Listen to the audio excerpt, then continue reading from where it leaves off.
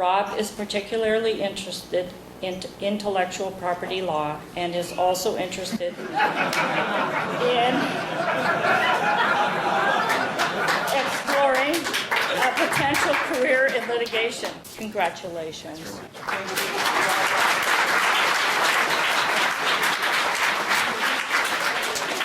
Thank you, Ardeen. And now I'd like to call on Professor Greg Hagan of the Faculty of Law to introduce Richard Stallman. Nothing about intellectual property. I'm no longer going to use those terms. Mr. Stallman founded the Free Software Foundation and developed a form of free software that everyone has the freedom to copy, redistribute, and alter as they see fit. Today, the GNU Linux system is used on tens of millions of computers. From a legal point of view, Stallman pioneered the concept of copyleft, which is the idea that anyone who redistributes software with or without changes must pass along the freedom to further copy and change it. He has authored several copyleft licenses, which should be of interest to lawyers, including the GNU General Public License, the world's most popular free software license. Mr. Stallman has received the Association for Computing Machinery's Grace Hopper Award, a MacArthur Foundation Fellowship, the Electronic Frontier Foundation Pioneer Award, and the Takeda Award for Social Economic Betterment, as well as several honorary doctorate degrees. I counted 7. I'm pleased to introduce Richard Stallman.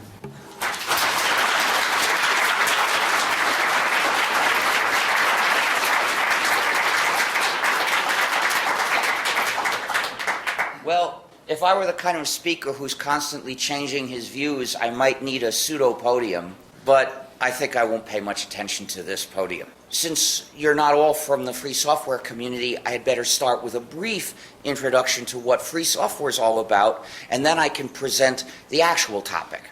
Free software means software that respects the user's freedom. So it's free in the sense of freedom, not necessarily zero price. We're not even talking about price. It's too bad the English language doesn't have a word that clearly translates libre. In French, if you say logiciel libre, people know that you're not talking about price. But in English, the best word we've got is free, so I have to tell you, think of free speech, not free beer, to understand the meaning of the word free in the combination free software. You see, our society teaches people to judge programs solely based on practical convenience, to ask, how easy to use is it? How reliable? How efficient? What does it cost? And to ignore more important, deeper questions like, if I use this program, what does it do to my freedom? What does it do to my community? But these questions, ethical rather than short-term practical questions, are what the free software movement is concerned with. A program that's not free is non-free software, proprietary software, user subjugating software. These programs keep users divided and helpless. Divided because every user is forbidden to share them, and helpless because the users don't get the source code, so they can't change the programs, they don't control what the programs do, they can't even study and check what those programs are really doing to them. And many developers put in malicious features to do things like spy on the users, restrict the users, intentionally restrict them, and even to attack them, like backdoors. In fact, some proprietary programs have all 3 of these kinds of malicious features. For instance, Microsoft Windows. Microsoft Windows and Mac OS 10 have such gross, disgusting backdoors that in fact their developers have the power to forcibly change the software in any way at any time, and they don't have to ask the user before they do that.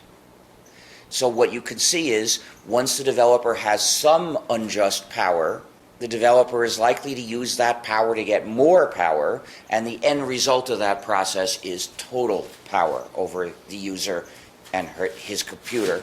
So that's what it is that the free software movement is against, letting the developer have power over the users. So a program is free software if you, the user, have the 4 essential freedoms. Freedom 0 is the freedom to run the program as you wish.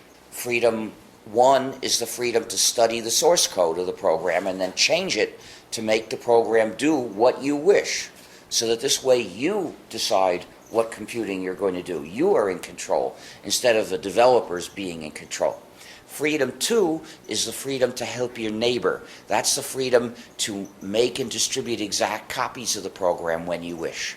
And freedom 3 is the freedom to contribute to your community. That's the freedom to make and distribute copies of your modified versions when you wish.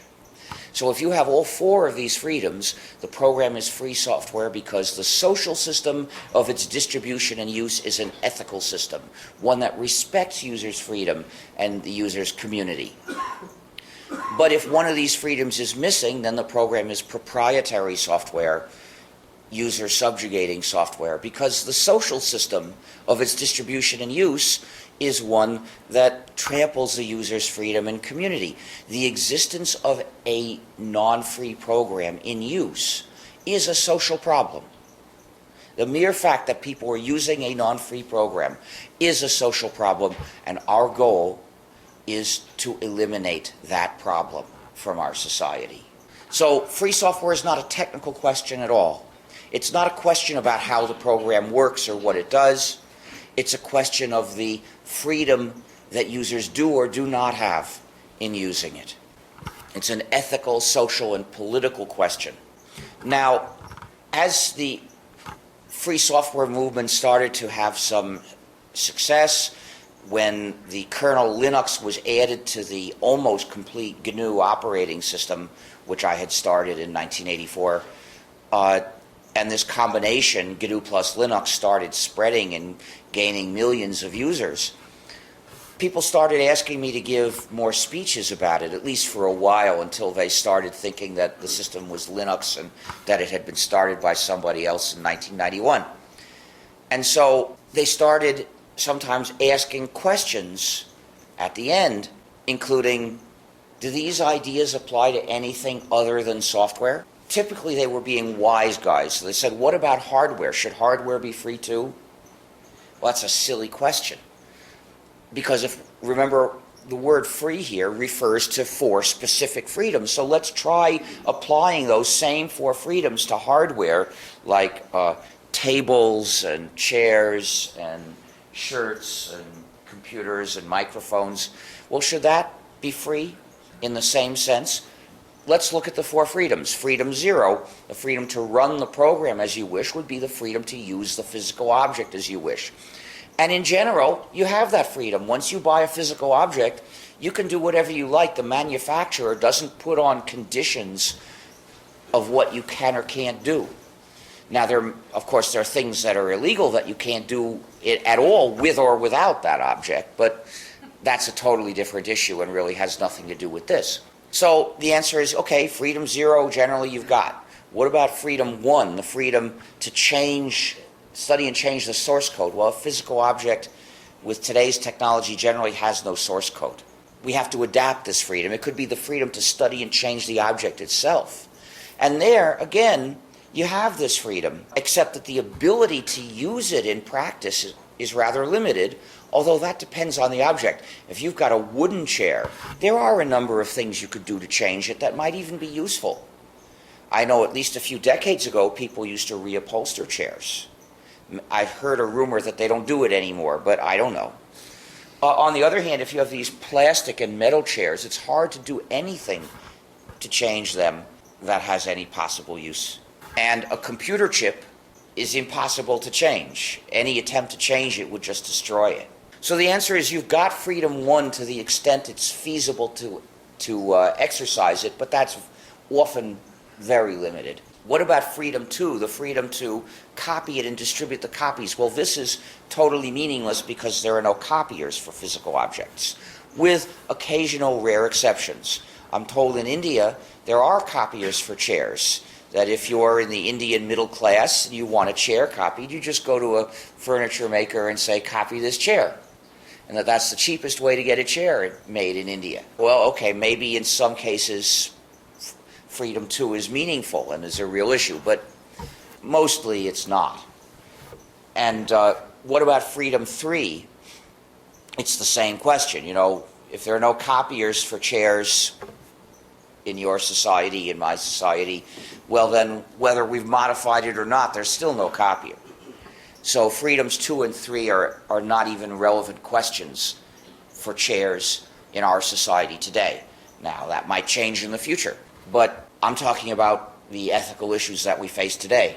So the answer is physical objects are as free as they could conceivably be. It's not because anybody's restricting you that your ability to do things with them is limited. It's because of the nature of the things. But there are some things to which this question does make sense, namely other information works that exist in many copies and that you might have a copy of. And you might have your copy in a computer, which you could use then to copy it and to change it. And since you have the ability to do those things, whether you're allowed to do them is a real issue. And that is the issue that I'm speaking about today. Now, if you have an information work, a copy of one, and it's not software, then in almost all cases, all that would possibly restrict what you can do with it is copyright law. So we can ask the same question from another direction by asking, what should copyright law say about what you can do with these works? Now, to understand anything about copyright law or the issues it raises, the first thing you need to do is recognize that the term, quote, intellectual property, unquote, is propaganda that spreads confusion because it lumps together laws that have nothing important in common. They're different at every level, in every detail. How they work is different, their effects are different, the public policy issues they raise are different. Unfortunately, if you've been exposed to that propaganda term, it sets your mind going, trying to grasp at the most meager similarities you could find and give them too much importance. So it twists people's thinking, and it impedes even understanding the facts of what these different laws say, because that term gets you started assuming that these laws are species within one genus, that they're mostly similar, and it's only a little bit of detail that varies. Well, that's not true. If you start out with that false assumption, you're going to misunderstand everything. For the sake of clear thinking, we need to reject that term. We need to denounce that term and explain to people, as I'm explaining now, why that's the wrong way to understand any issue. Now, in order to do that and not have one's actions undermine one's words, it is necessary to stop using the term also. Anytime some class, book, activity, government committee, or even worst of all, law, uses that term, it is harm. So we've got to fix them all. And if that takes a long time, well, a long journey starts with a single step. I've stopped using that term myself, and I hope some of you will do likewise. The issue I'm talking about today is about copyright law. None of what I'm saying has any relevance to patent law or to trademark law. They do different things. They work totally differently. In general, anytime you hear anything about one of these laws, you should assume it is not relevant to any of the others. They are too different. Copyright law has evolved with copying technology. So it's useful to look at the history of copyright law to see how we got where we are, and that's tied up with the history of copying technology. Changes in technology can alter basic moral principles, which are too deep to be reached by that. But when we apply them to any practical question in our lives, we do it by looking at the consequences of our actions. And changes in the context can alter the consequences of the same action. And that can make the action more good or more bad than it used to be. For instance, if we could reliably resurrect the dead, then we would cease to treat murder as a crime. After you got resurrected, you'd sue your murderer for the cost of your new body. In the U.S., we'd have to have uninsured murderer insurance. Maybe in Canada they'd be more sane about these things. In any case, let's look at the history of copying technology. Copying started in the ancient world, where you would do it with a writing implement on a writing surface. You'd read a copy of the book and you'd write another. This technology was not very efficient, but aside from that, it had certain important characteristics.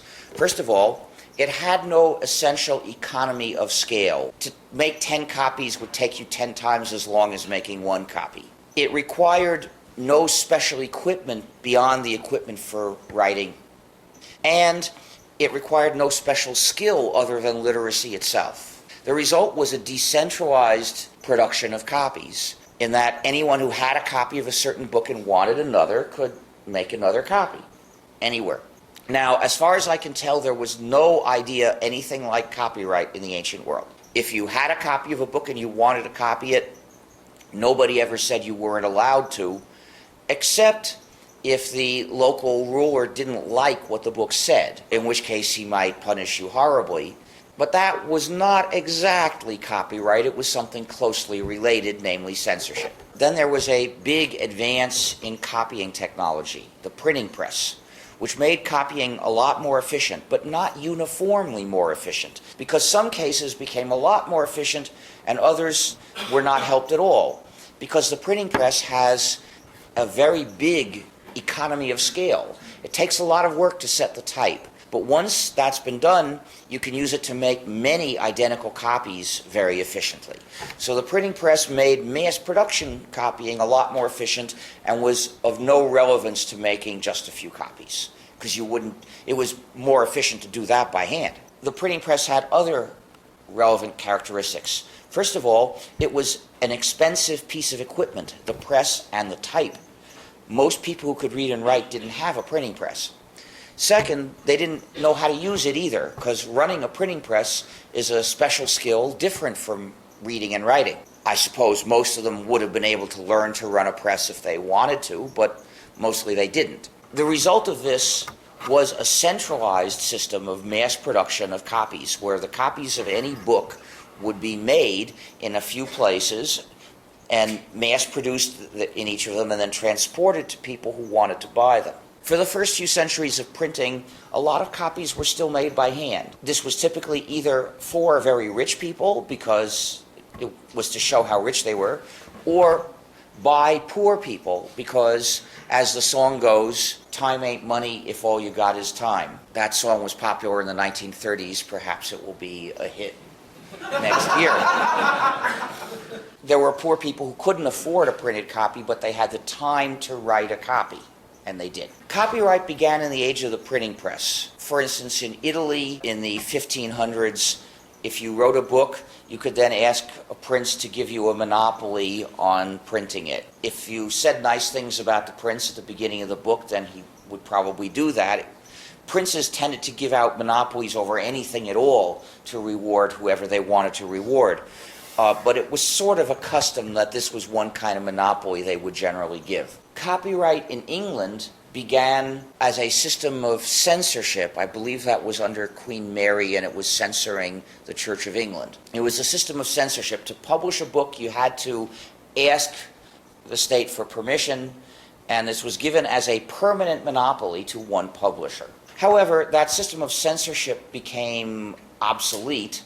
I think that was after the Glorious Revolution. So they started thinking about replacing the system of copyright and adopted a scheme to give the copyright to the author instead of the publisher, and only for 14 years, I believe. And the idea developed then that copyright should be a scheme to artificially encourage writing and publication. And the means to this end was to give the author a way to make more money from publishing. But that was not the purpose.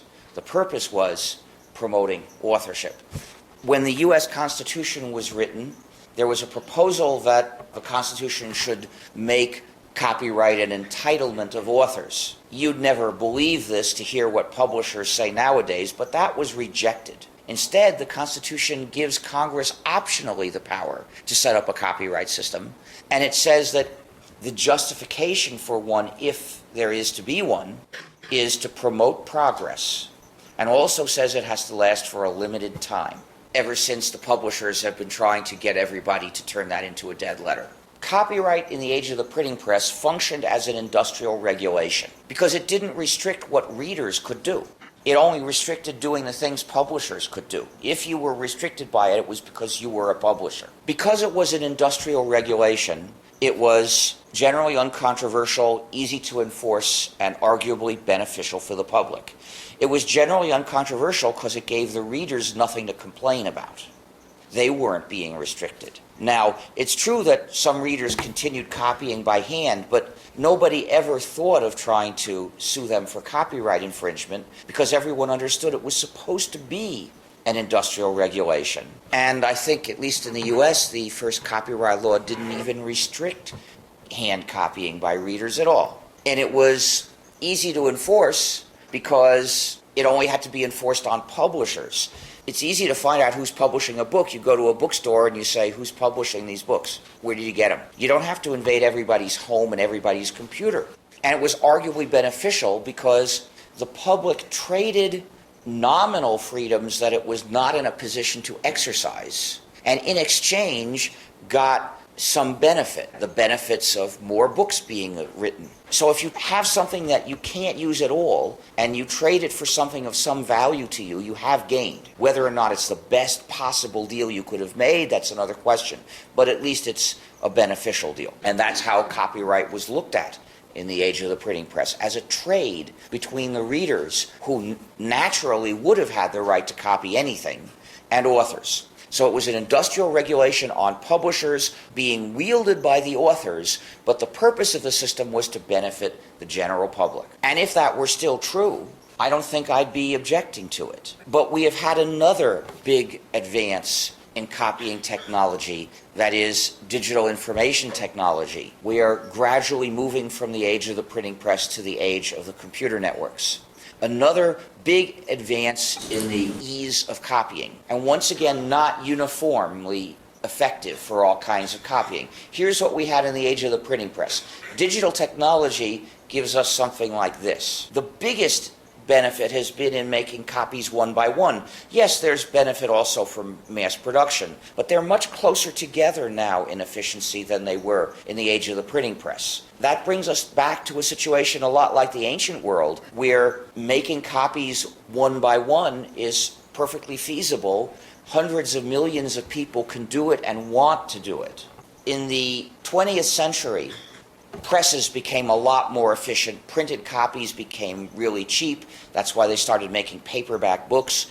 And as a result, even poor people could usually buy a book rather than copy it by hand. And so the widespread practice of hand copying got forgotten, and copyright law got changed so that formally it even covered hand copying, but nobody bothered to enforce it in such cases. So practically speaking, it was still, in effect, an industrial regulation. But now you put in digital technology, and what have we got? The same law, even without changing what it says, has a totally different effect. And now it becomes a restriction on the general public under the control of the publishers in the name of the authors. It's wielded by the publishers because another change that happened was the publishers made it the case that they almost always got the authors to cede these rights to them, and the publishers are the ones that really wield them, typically in the name of the authors, with the benefit to the authors being rather small in a lot of cases. Well, ethically speaking, this changes everything. We used to trade away certain freedoms and not mind it because we didn't have the ability to exercise them, but now we do, and we want to. And as a result, that trade that was made is intolerable, and it must be ended. A democratic government today would be saying, sorry, authors, the freedoms that we traded away on behalf of the public, we have to reclaim now, because not to have these freedoms is intolerable. So we're going to have to reduce the size of this deal. We can measure the lack of democracy in our governments by their tendency to do the exact opposite. They've extended copyright powers to a way that was not conceived of in our countries in the age of the printing press. One form of extension is in the dimension of time. Copyright in the 1700s in England, which is where we got it from, lasted 14 years and maybe could be renewed, I can't remember, for another 14. Since then, it's been extended and extended and extended until now, in some cases, it can last 150 years, which is insane. But that's not enough for the publishers, because what they really want is for nothing to ever to go into the public domain again. For instance, the movie companies say they want perpetual copyright, but even they still don't have the power to amend the U.S. Constitution. So they came up with a scheme for perpetual copyright on the installment plan, where every 20 years they extend copyright by 20 more years for past works as well as future works. They did this in 1998 with a law we call the Mickey Mouse Copyright Act, because one of the companies that purchased it was Disney. Laws are for sale in the U.S. Congress. That's how it works. Sometimes there's a bidding war between two different groups of companies, but there were no companies to oppose this one. Disney was aware that in a few more years, the copyright on the film Steamboat Willie was going to expire. Well, that film, which some people have called a cheap ripoff of Steamboat Bill, nonetheless was the first place where the character Mickey Mouse appeared. So when that film went into the public domain, it would be possible for other animators to use that image of Mickey Mouse in their own works. Disney doesn't want this sort of thing to go both ways, so it paid for this law. So we call it the Mickey Mouse Copyright Law, and it extended copyright by 20 years on both past works and future works. Now, what rationale there is for promoting progress by extending copyright retroactively on works written in, say, the 20s and 30s escapes me completely. I don't know how it could possibly provide the now dead authors of those times more incentive to write more works back then. Now, if they have a time machine, apparently they haven't used it, because our history books don't record that there was a tremendous burst of creativity once the artists and writers found out that they would get 20 more years of copyright because of this law. It's at least conceivable that 20 more years of copyright could provide more incentive to make works in the future, but not to anybody rational, because economists will explain that the discounted present value of 20 years of copyright starting 75 years from now is so small that it's not going to be a factor in any decision you might make. The only motive for this law was to preserve the lucrative monopolies that were scheduled to expire. But that only gets them 20 more years. The idea of perpetual copyright on the installment plan is that they're going to do it again in something like 2018, unless we stop them. And of course, they've been pushing this all around the world, trying to get various countries to make copyright last longer. So it's a fight everywhere. That's one dimension. But the other dimension, which is even more important, is the dimension of breadth of copyright. Which activities does copyright restrict and which does it leave alone? In the age of the printing press, no one ever conceived of having copyright cover all possible uses of a copyrighted work. Some activities were covered by copyright as exceptions within a space of unregulated uses. But the publishers think that digital technology can give them the opportunity to grab total control and set up a pay-per-view universe where anytime you want to even access any copy of a work, you'll have to get permission through programs that implement digital restrictions management. Digital restrictions management, or DRM, refers to a kind of malicious feature, namely the functionality of refusing to function. Features where the product is designed not to work. With this, they aim to get the power they seek. The first place we saw this was in DVDs. DVDs usually have the movie or video in encrypted format, and the purpose of this encryption is to attack our freedom. It was so that the players, the authorized players, would be designed not to let us do some of the things we'd want to do. Originally, this format was secret, which was how they stopped people from implementing anything else to decode it. But people figured out the format and released a free software package capable of decrypting the video on a DVD. In 1998, the U.S. passed a law to censor this software. In fact, to censor any unauthorized software that can play a DVD that doesn't have the same limits built in as all the other DVD players. And in fact, not just for DVDs, but for any system of digital restrictions management. That law is called the Digital Millennium Copyright Act. And by it, the U.S. Congress clearly took the side of the publishers against the citizens of the U.S. We must refuse to start using products that are designed to attack our freedom.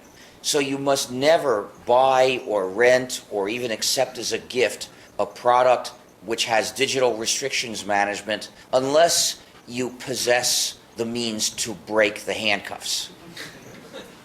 So if you have the free software you could use to play a DVD, then it's okay to buy, rent, or accept as gifts these DVDs, but otherwise you should reject them. And that's what I do. I have a few DVDs, they're not encrypted. I always check. Otherwise I won't take it. Since these features are typically imposed on the public by a conspiracy of companies, not by one company by itself, rejecting them individually is not enough. Now, what do I mean by conspiracies? Well, let's use the DVD example. A group of companies designed the DVD format, and then they set up a DVD conspiracy requiring anybody that wanted to make DVD players to join the conspiracy in order to be told the secret format. And then, to join the conspiracy, they had to promise that they would make their DVD players restrict the user just like all the others. So this is a conspiracy to restrict the public's access to technology. Such conspiracy ought to be a felony.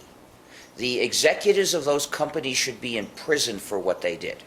If they had conspired to fix prices and only take our money, they would be prosecutable for that. They might very well be in prison. But when they conspire to take away our freedom, more important than our money, then our government is on their side. And they know this, which is why I know about the conspiracy. You see, it's not secret. They are so certain governments will support them against us that they don't feel the need to hide this conspiracy and restraint of trade. So the way you can find out about these conspiracies is to look at their websites. To organize our response, we have set up a campaign of protests against digital restrictions management, which you can find in the site defectivebydesign.org. Sign up and participate in our protests. What we have to do is to show megacorporations that if they design their products to attack our freedom, they will be hated. So we need big protests. We need your help. Your freedom is at stake. Movie companies are aware that even despite censorship, which in France goes to the point of making it a crime even to possess this software. In fact, the software is circulating everywhere and it's easy to get, and they know that they can't stop people from playing DVDs with free software. Someday, I suppose, they will propose the death penalty for it. What they've done that they expect might really work is they designed another system of digital restrictions management called AACS, which I generally call the axe, because that's what we need to give it. Starting in 2011, manufacturers are not allowed to make analog video outputs. They speak of something they call the analog hole. And let me show you a couple of analog holes that they say they want to plug. Their idea was that the AACS would be unbreakable. And then a couple of years ago, somebody published a program that undoes the encryption of AACS, but that was of no use because nobody knew the key. And then 6 months later, I saw a cute, adorable photo of two puppies, and on top of the puppies were 32 hex digits. And I wondered, why put these two things together? What have they got to do with each other? I wonder if those numbers are actually a key, and that's if somebody put them on top of these puppies because they figured that way people would circulate the photo for the puppies, and that way the number couldn't be suppressed. And that's what it was. That was the key to break the axe. Somebody posted it on Dig, and the editors of Dig, obediently to the empire, deleted it. And someone else posted it, and they deleted it, and after a few hundred times, they said, "Oh, we give up. We've tried our best to be loyal supporters of the empire." Within a couple of weeks, this key was to be found in over 700,000 web pages. A big outpouring of hatred for DRM. But unfortunately, that didn't do the job. The companies that try to hit us with the axe change the key. And second, that was only enough for HD DVDs. And I'm told Blu-ray has another layer of digital restrictions management that nobody has managed to break. So unfortunately, it doesn't do the job. Thus, you must continue absolutely refusing to use Blu-ray discs in any way. The threat of DRM is not just in video, it's also affected music. In fact, I see somebody with a corrupt disc inferior audio shirt. Really good, I love that. Corrupt discs is what we called these things that looked like CDs, but they were not valid compact discs because they didn't follow the format standards. They were designed so that you could play them in ordinary players, but you couldn't read them in your computer with free software. Now, I once gave a speech more or less like this one, and afterward, my host gave me some records of music from the region. One of them was by a musician I'd heard of, and I was really interested in listening to it, but fortunately, before I opened the package, I saw, instead of the compact disc logo, it had copy control. This disc can be played on Windows and Macintosh systems, meaning only with proprietary software and not by me. I gave it back unopened and said, "Here you see the face of the enemy. Please take this back to the store because they don't deserve to keep your money." Well, I'll never hear that music. That's life. Maybe I'll come across it somewhere in some other form, but I'm not looking. Fortunately, we are seeing a retreat from DRM in the medium of music, and that's a very good thing. Part of the reason had to do with what happened when Sony had a clever scheme for digital restrictions management in corrupt discs. Their idea was that when someone put the disc into a computer, the disc would carry software that would be installed into the system silently without telling the user anything. What this program did was break the security on the machine and insert itself into the system the same way viruses do or the way crackers do if they gain access to the machine. It's called a rootkit. And this program changed the system so that reading the disk would be restricted. But it changed other things as well. For instance, it changed the commands you could use to examine the system so as to disguise its own presence there. And it also changed the commands to delete things so that they would have no effect when you tried to delete them. Now, all this is a felony. It's not the only felony Sony committed, because part of this software was code that had been released under the GNU General Public License, and it was being distributed in violation of that license because the license says any program that contains any significant amount of that code must, as a whole, be released under the GNU GPL. Source code must be made available to the users, and they must get a copy of the license so that they know their rights. Sony didn't do any of these things. Commercial copyright infringement is a felony. Of course, Sony was never prosecuted. Our governments are fully aware that their mission is to maintain the power of their megacorporate masters over us. These laws don't apply to defend us from their masters. People did sue Sony. Unfortunately, the general condemnation of Sony focused only on the side issues, all the other nasty things Sony had done as part of their method of carrying out their fundamentally evil purpose to restrict us, and didn't focus on the evil purpose. So Sony settled these suits, promising that in the future when they attack our freedom, they would not do all the other nasty things. And Sony has learned its lesson. In the future, the rootkit will be built in before you get the computer, and it will be impossible to remove, and it will be called the Axe. And that's what they're doing in the PlayStation 3, which is why nobody should buy them. No one is. That's good.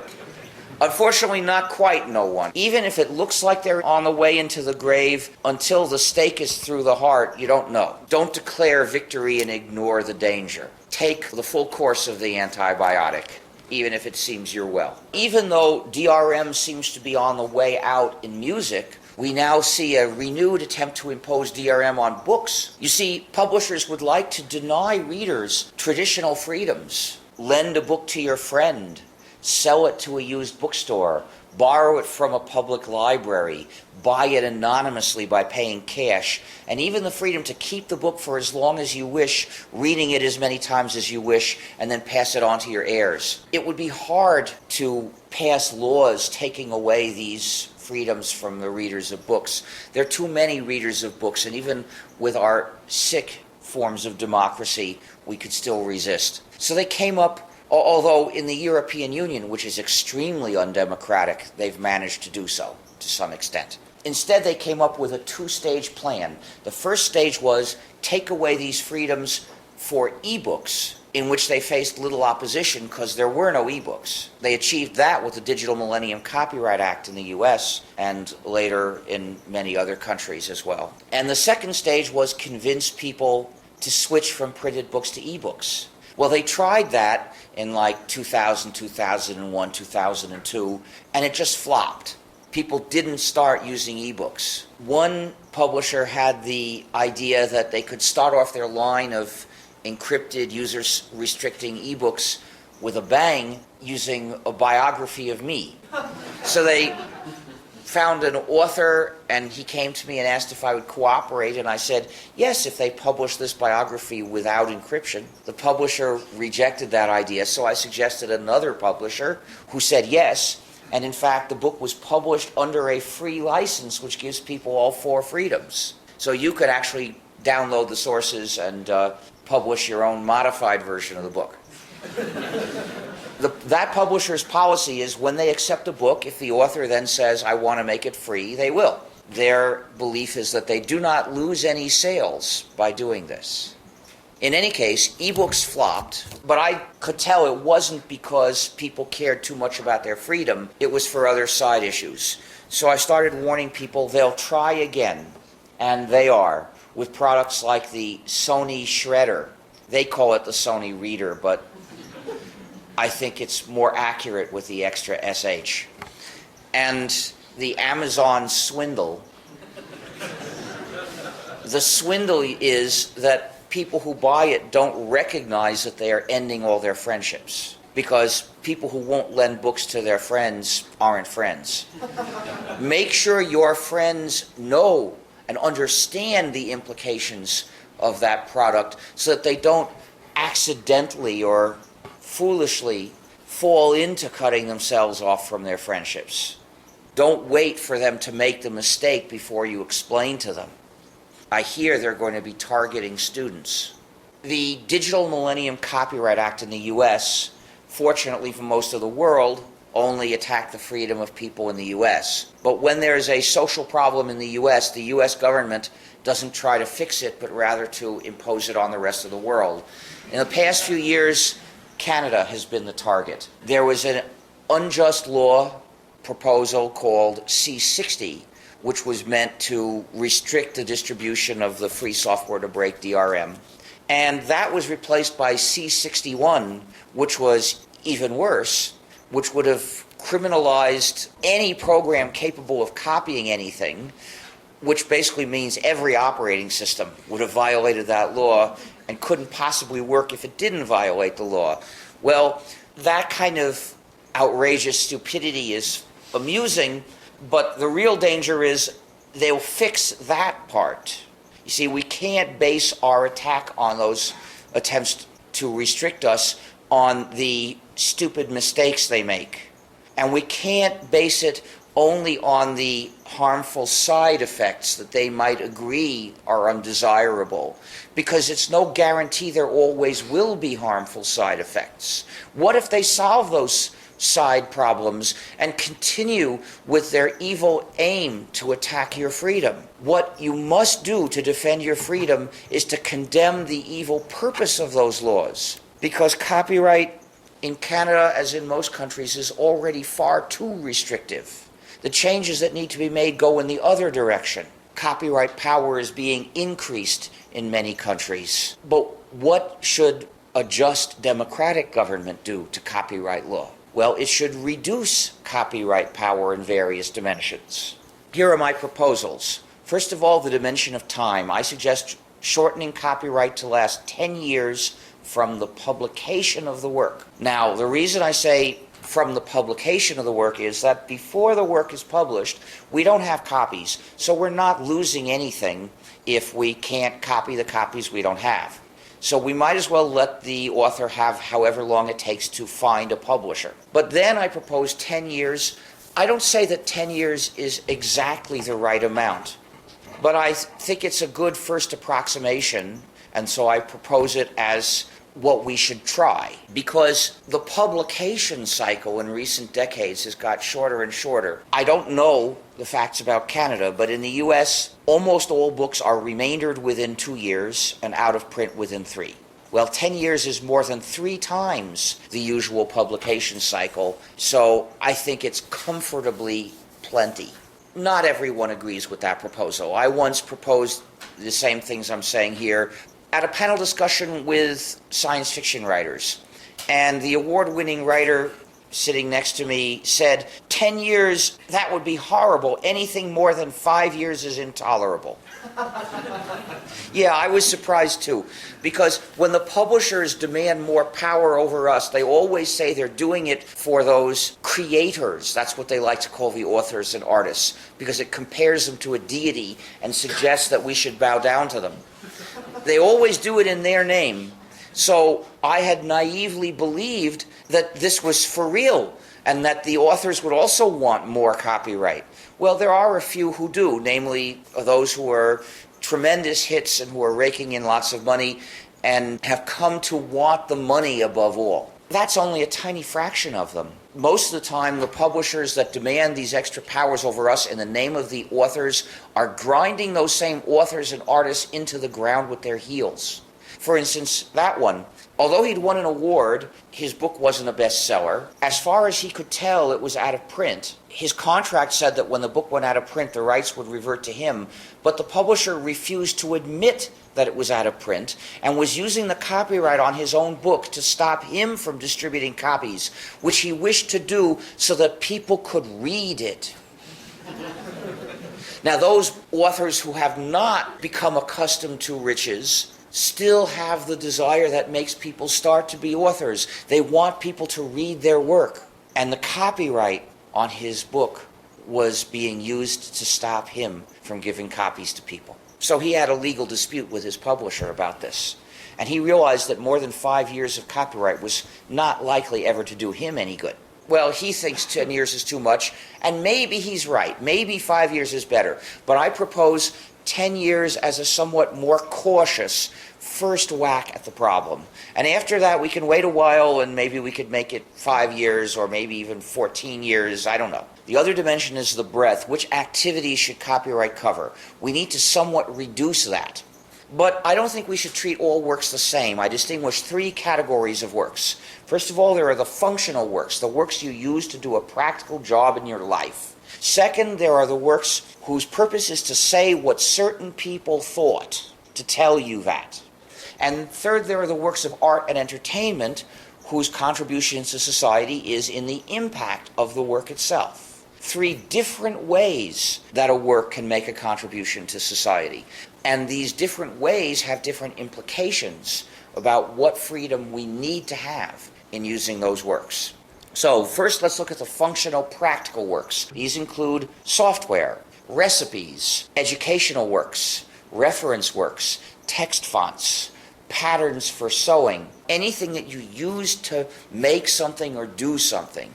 Well, these works must be free for the same reason that software must be free, which is software being one of this category. Because when you use the work to do a job, if you can't control what the work does, you can't control your life. So you must be free to change the work to make it do the thing you want to do. And then you should be free to publish your version, because there'll be other people who want to do the same form of the job that you wanted to do. And we must make it possible for you to contribute to society your improvements.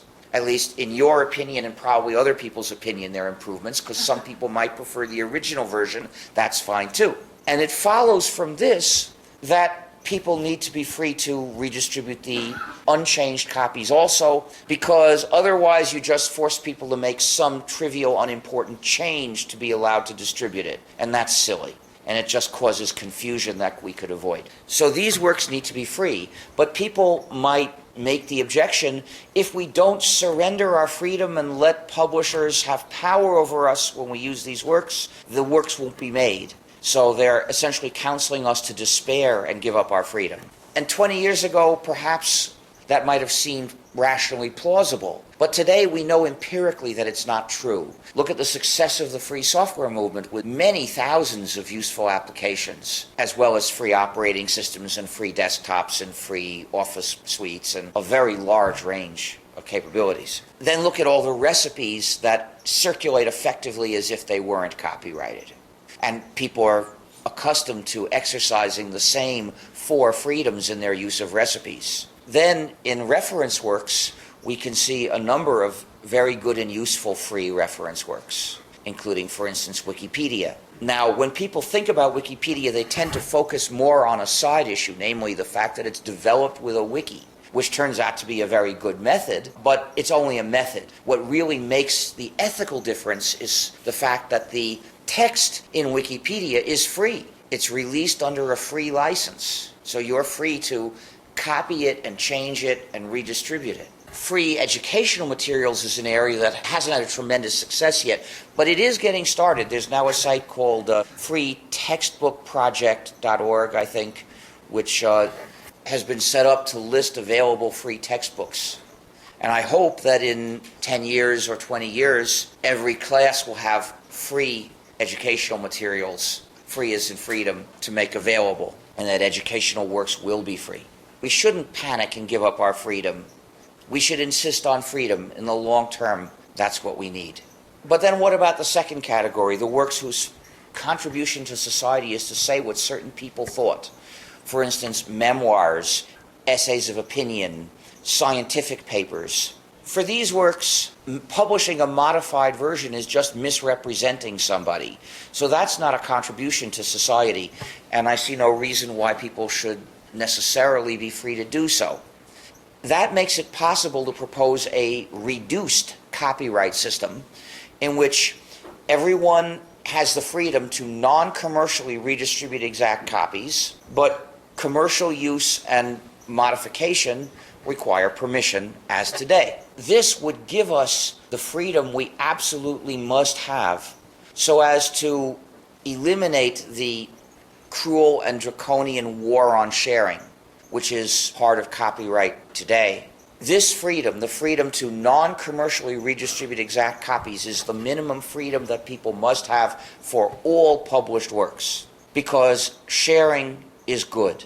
Sharing creates the bonds of society. To attack sharing is to attack society. We must not tolerate this. Because it is such an attack on society, the only way to stop people from sharing is with harsh punishments and nasty brainwashing. You'll hear campaigns that try to convince you that sharing is theft, that if you help your neighbor, that's the equivalent of attacking a ship. We must put an end to the war on sharing. We must legalize sharing. However, it's okay for these works if the commercial use and modified versions remain under a copyright system more or less like the present one. And that system would provide some income to the authors in more or less the same lousy, inadequate way as the present system. Usually lousy and inadequate, with occasional rare exceptions. And so it would still continue doing a pretty bad job of encouraging the production of more such works. What about the third category, works of art and entertainment? Well, for that, I had to wrestle with the question of publishing modified versions for a number of years, because there are valid arguments on both sides. On one side, there's the argument that a work can have an artistic integrity which modification could destroy. And I think that is sometimes true, although not as often as the authors will claim it's true. Look at how most of them allow Hollywood to completely trash their work in exchange for enough money. But there are a few who insist that Hollywood must respect the integrity of their work. Okay, so some of these authors do have artistic integrity. But look at the arguments on the other side. For instance, there is the folk process through which a series of artists can transform a work, and this can sometimes produce something very rich. But if we want to consider only specific named artists, consider Shakespeare. Some of Shakespeare's plays used stories that were copied from other works published just a few decades before. If today's copyright law had existed then, those plays would have been infringing and they would probably never have been written. And if Shakespeare, or whoever actually wrote those plays, had complained, the copyright holders would have said, Shakespeare just wants to make a cheap ripoff. And you know that's not worth anything. And since we would never have seen what the play would be, we would have had no firm evidence to oppose to that claim. Since we have seen those plays, we say that they're at least very good. That's only because there weren't copyright holders who were in a position to stop them from being written. But eventually I recognized that although modifying a work of art can be a further contribution to art, it's not urgent. If it had to wait 10 years for the copyright to expire, that would be something we could live with. For works of practical use, it's intolerable to have to wait 10 years before you can redistribute your modified version of the recipe or the program or whatever. For art, it's not so urgent. So we can propose the same reduced copyright system where everyone is free to non-commercially redistribute exact copies, but commercial use and modification are under the control of copyright more or less as now. I don't believe that all art must be free, but I do believe that all art must be shareable, a weaker criterion. That's what I recommend. Thus, in particular, sharing on the internet peer-to-peer must be legal. It's not a bad thing at all. Now, the record companies will tell you that if you do this, you're taking money away from the musicians and that that's horrible. Well, you've heard that a half-truth is worse than a lie. This is a perhaps 5% truth. It's less than half, but not zero. So it has the same flaw, you see, as a half-truth. There are some musicians who would get money if you buy their records. Those are the long-established superstars. Not all superstars, just the long-established ones. When musicians get a first record contract, it's a really nasty, exploitative one, in which all the production and publicity expenses are treated as an advance to the musicians, even though they didn't actually go to the musicians. What that means is that if you buy their record, there's a certain fraction of the price which is nominally for the musicians, but they don't actually get that money because instead it goes to repay the so-called advance, which means it goes from one account on the record company to another and there it stays. It is very rare that a record sells so many copies that it actually fully repays this and starts to give money to the musicians. It can go platinum, I've read, without reaching that point. It's only the record company that isn't getting money. There are some superstars who finish their first contract, which typically is for 5 or 7 albums, and then they're in a position to negotiate another contract which doesn't mistreat them. Those musicians will get money when you buy their records, but the rest don't. So when I buy commercial CDs, since they're not records of superstars, I do feel guilty for failing to support the musicians. But what can I do? Because of this, I don't think we should worry that legalizing sharing is going to hurt anything. But we might want a system that does a better job of supporting artists than the existing system, which mainly supports various companies. It mainly makes some rich people richer. I have a couple of suggestions to make. One is a tax-based system. If you tax something vaguely connected with copying music, which could be blank discs or internet connection, or you could just take the money out of general revenue and distribute it directly to musicians and other artists, and only to artists, only to them. It should be in the law that nobody else can get it except musicians or artists of whatever kinds you're trying to support. Those who participated in the creative work, not companies, not organizations, just artists. And it should be distributed based on their popularity, which could be measured by polling, approximated, but well enough, but not in linear proportion. Because a superstar can be 1,000 times as popular as a good, fairly successful artist. If A is 1,000 times as popular as B, then if you distribute the money in linear proportion, A will get 1,000 times as much money as B. B doesn't get enough to live on, or the tax has to be very big in order to make A tremendously rich. So what I propose is take the raw popularity figure determined by polling and take the cube root and distribute the money in proportion to the cube root, so that if A is 1,000 times as popular as B, A will get 10 times as much money as B. Well, that's still more, but not so much more, which means that the bulk of the money will go to supporting a lot of fairly good, fairly successful artists instead of going to a few superstars. That means the system will be efficient for doing its legitimate job, which is to support a lot of artists, which after all is the only reason to want to have any kind of copyright system on art. I've seen proposals for something somewhat like this in the music field, but there's a fatal flaw because they talk about, quote, compensating, unquote, the, quote, rights holders, unquote. And what that means is the money will go to the record companies in linear proportion to the success of the records. And mostly the musicians won't get any.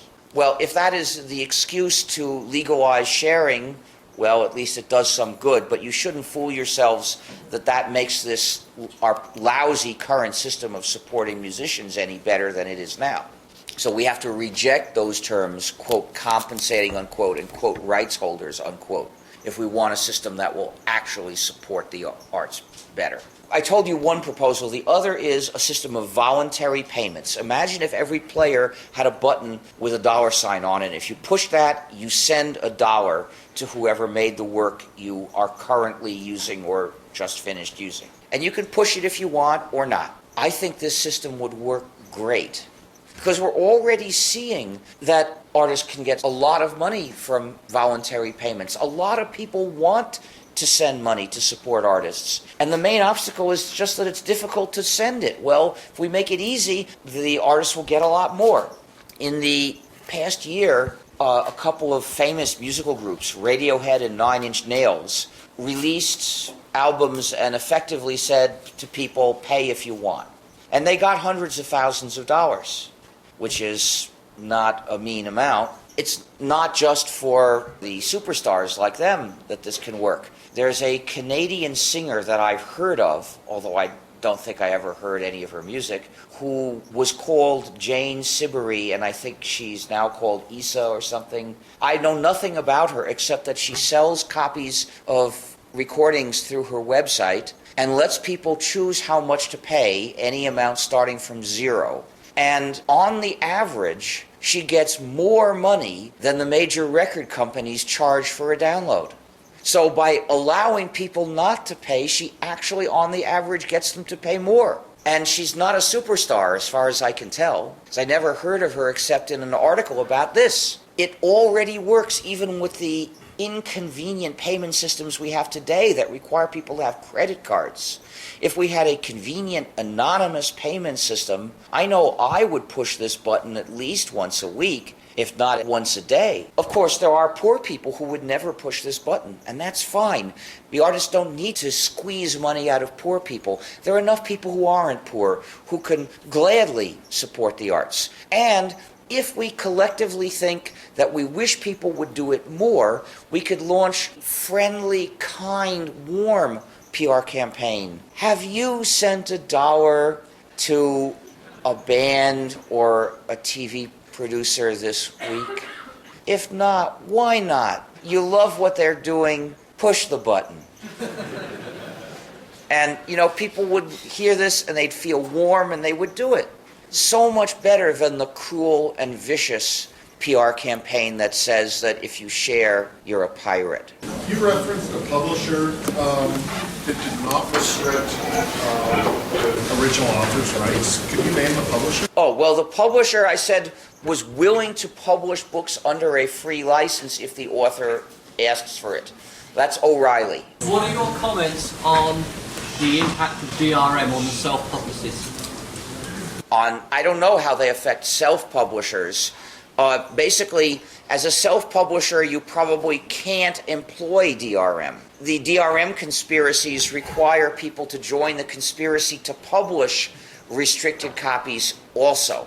Can I produce a Blu-ray disc to market to my... You probably can't get the information about how to make a defective Blu-ray disc. The industry minister about this bill C-61, his response was that this bill was necessary to bring Canada in line with the WIPO Treaty. Canada should reject the WIPO Treaty. WIPO is an evil organization, as you can tell from the fact that its name includes the term, quote, intellectual property, unquote. There is no valid reason for any country to sign this treaty. That's the response there. Well, it's pressure from the mega corporations that dominate the governments. Freedom of the software and money as being barrier to this freedom. How do you see money as being barrier? I think that's too general a statement. I wouldn't say that. It's true that there is a practice that is lucrative of developing and releasing proprietary software. Well, I think that's an unethical practice and we should put an end to it. But I don't think that money in general is an obstacle to free software. Money tempts people to do a lot of bad things. But on the other hand, free software is quite consistent with other kinds of business, and a lot of people are paid to write free software. You have an issue with the, not for the purchasing of a DVD, but the inability to play it on any system. Well, and also the stopping you from copying it. That's wrong. I don't object to selling or buying anything, including free software. Part of the freedom that free software gives you is the freedom to make copies and sell them. And these days, with the internet working so well as a distribution medium, you don't see a lot of people selling copies of free software for much money. In 1985, I used to sell magnetic tapes with a free program I had written, and I charged $150 for a tape, and I got 8 to 10 orders a month, which I could have lived on if necessary. Of course, I'd also put the same program on an FTP server so that people on the net could download it. I didn't charge any money for that. There's no conflict here. If it's free software, you're free to do both, either of these things or both in parallel or whatever you like. Some of it sounded like CC or Creative Commons. I'm just curious as to why you didn't bring up that. Well, Creative Commons doesn't advocate anything at all. Creative Commons publishes licenses. All of the licenses Creative Commons publishes today are shareable. In two of these categories, what I've said is the works must all be shareable. Well, if you publish one under any of the Creative Commons licenses of today, it will be shareable. But Creative Commons doesn't advocate any freedom for the users of works in general. I think the Creative Commons licenses are fine for what they do. You shouldn't use them for software, and only 2 of them are free, so if the work is in the functional category, you should use those 2. The attribution license and the attribution share-alike license. Those 2 of the Creative Commons licenses are free licenses. So if you want to use a Creative Commons license for a functional work, it should be one of those 2, like for a textbook or an encyclopedia. And for software, the best license to use in most cases is the GNU General Public License. What do you see as the future of the mainstream recording industry, and how can we facilitate and expedite its demise? Because I'm sick of Nickelback. Well, I can't see the future.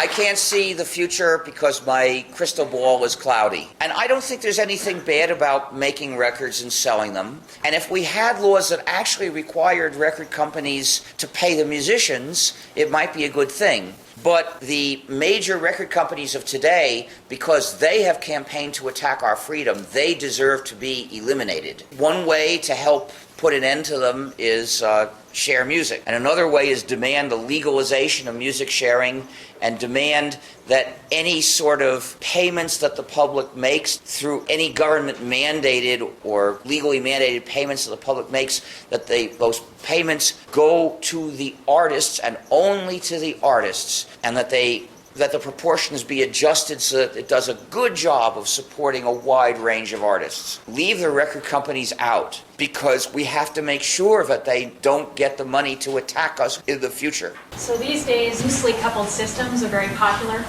Web services and standards-based communication between software and modules. Unfortunately, often the communication between web servers and the user is not based on a standard. Many web servers will distribute a non-free program to the user which gets installed silently into the user's browser, and the result is that you're running non-free programs, and the communication that they do with the site could be in any which protocol. So you could characterize this idea of services, web services, and so on as defeating the viral nature of the GPL license. Please do not insult me by comparing the GNU GPL to a virus. Okay. The GNU GPL is not contagious. A program can't catch it by being in the same computer as another program that's released under the GNU GPL. The GNU GPL does not, as a factual matter, does not spread like a virus. It spreads more like a spider plant. If you cut off some and you plant it somewhere else, then it grows there too. And if you don't want it to grow there, don't cut it off. It won't get there on its own. I think the big issue with web servers is, aside from the tendency for them to distribute non-free programs quietly, is that it is in the case of things that you could call software as a service. There are people who give you the opportunity to use a program, but you can't have a copy. They keep the copy, and if you want to run the program, you have to send your data to them, and they run the program for you, and they send the data back. And the problem is, this way you lose control of your own computing. So you must not do this. And that's the only solution, is refuse to do this and develop free software to do it and distribute that, and then people can install the free program, and then they can do the same computing and have control over it. So software as a service is something we have to reject. But that's only a subset of all the web servers, because most of the things web servers do don't fall into that particular narrow category. They're things that you couldn't even conceive of doing on your own computer. But a great number of software as a service vendors allow you to download open source. Well, I'm not in favor of open source. I'm not in favor of open source. Open source was invented as a way of talking about free software and hushing up the ethical level of it. I won't accept, quote, open source, unquote, as a description of what I do or what I'm standing for. I'm not a supporter of open source. I am an activist in the free software movement. And in the free software movement, we talk about freedom and ethics. That's the most important thing. And that's exactly what the supporters of open source avoid ever mentioning. The problem with software as a service is that because you don't have a copy of the program and you're running somebody else's copy, he controls it and you don't. And that's true even if the program in question is released as free software. If it's released as free software, you could get a copy and you could run your copy. And then you'd have control over it. So that's the only way you can do it that is not a social problem. If you run it on his server, you have lost control. Now, I'm not saying all those people are malicious. Maybe a particular server is just running the very same program that they released to you, but you can't tell that. That is not a solution. For those cases, we've got to insist on running our own copies of a free program. That's the only way that you can control your computing. But as I said, this is a small subset of all the web servers in the world, most of which do things that don't fall into this category. So we're gonna shut it down in here and go to personal questions. There will be a small reception up on the 4th floor for any of you who want to pursue some of the questioning that's continuing to roll along. I'd like to call on Jason McIntosh to thank Richard Stallman. On behalf of the Merv Leitch Visiting Chair and the University of Calgary Faculty of Law, I'd like to present Richard Stallman with this gift, and thank you very much for coming out today.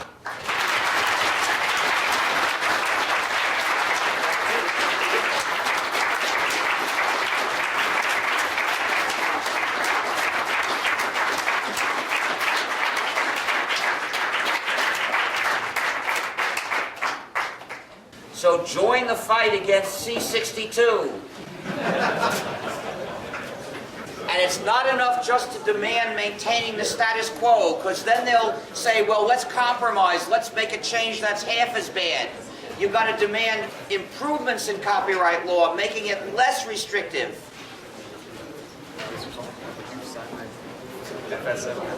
Oh, sure.